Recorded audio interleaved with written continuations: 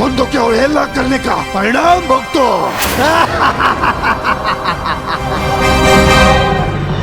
नारायण नारायण, रुक जाओ धुंधु, ये क्या अनर्थ कर रहे हो? किसी को हानि नहीं पहुंचाना।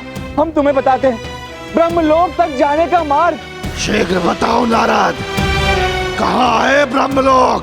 नारायण नारायण, ब्रह्मलोक में जाने के लिए तुम्हें एक साथ 1000 अश्वमेध करने होंगे और इस अश्वमेध यज्ञ के प्रारंभ में एक अश्व यज्ञ वेदी से उत्पन्न होगा और यदि वो अश्व यज्ञ पूर्ण होने से पूर्व समस्त पृथ्वी की परिक्रमा करके लौट आएगा तो ब्रह्मलोक के द्वार आपके लिए खुल जाएंगे। नारायण नारायण।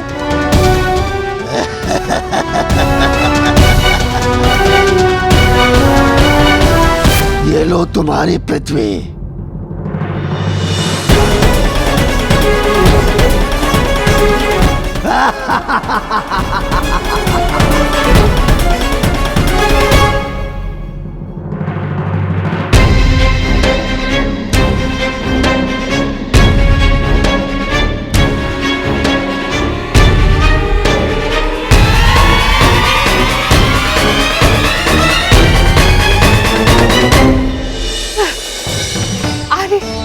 यशोदा, श्री हरि, सदैव की भांति इस बार भी हमारी सहायता करने के लिए आपका कोटि कोटि नमन।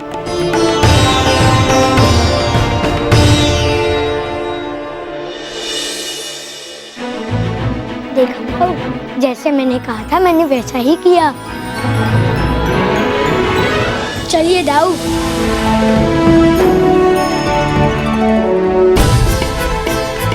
कान्हा और दाऊ तो खूब मंत्रणा कर रहे थे। दाऊ तो कान्हा से ऐसे बात कर रहे थे जैसे कान्हा कोई मनुष्य नहीं, कोई भगवान हो। और फिर कान्हा ने कहा था कि रात्रि हो जाएगी और रात्रि हो भी गई है।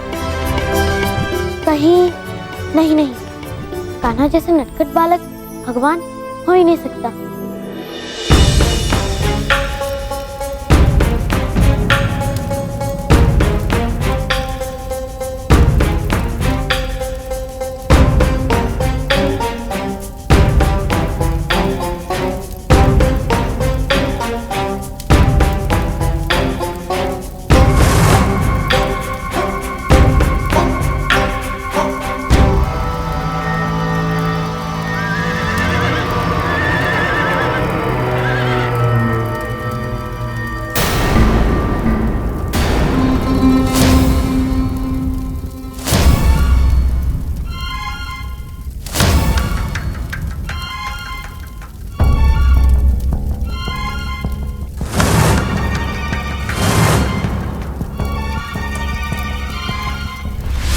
पृथ्वी की परिक्रमा करनी है अश्व। सहस्त्र शक्तियों के कारण तुम्हारा मार्ग कोई अवरुद्ध नहीं कर पाएगा। जो भी तुम्हें रोकने का प्रयास करेगा उसका अंत करके तुम आगे बढ़ जाओगे। विनाश करते हुए पृथ्वी की परिक्रमा पूर्ण करो अश्व। तुम जिस भी स्थान को पार करते जाओगे वहां पर मेरा साम्राज्य होगा।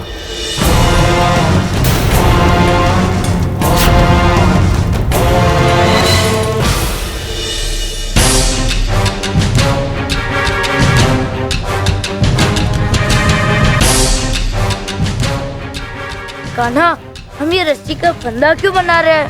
दाऊ, कल सुबह सूर्य की पहली किरण के साथ वृंदावन पर संकट आएगा।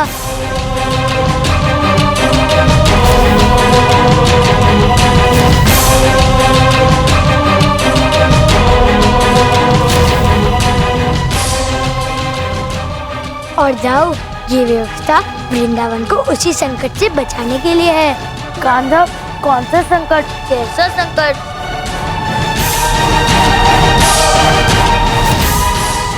सखियों, सुना तुमने? संध्या में भी वो लोग ऐसी ही बातें कर रहे थे। अच्छा? हाँ, एक पल तो मुझे भी विश्वास हो गया था कि कान्हा भगवान है।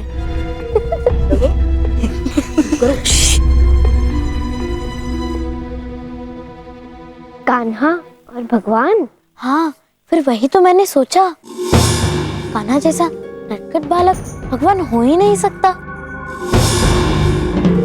फिर भी ये बात मन में खटक रही है। मुझे बार बार संदेह हो रहा है कान्हा पर। जाने क्या चल रहा है दोनों भाइयों के बीच। कहीं इनकी हमें तंग करने की कोई योजना तो नहीं है। चलो चलकर कान्हा से ही पूछ लेते हैं। नहीं नहीं, इस प्रकार तो वो सचेत हो जाएंगे। सखियों, हमें उन पर छिपकर दृष्टि रखनी होगी। हमारी तीसरी दृष्टि से ये भेद छिप नहीं पाएगा।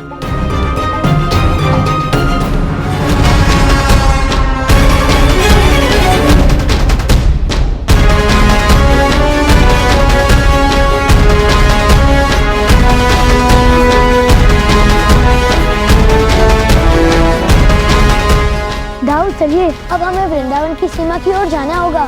हाँ चलो कान्हा।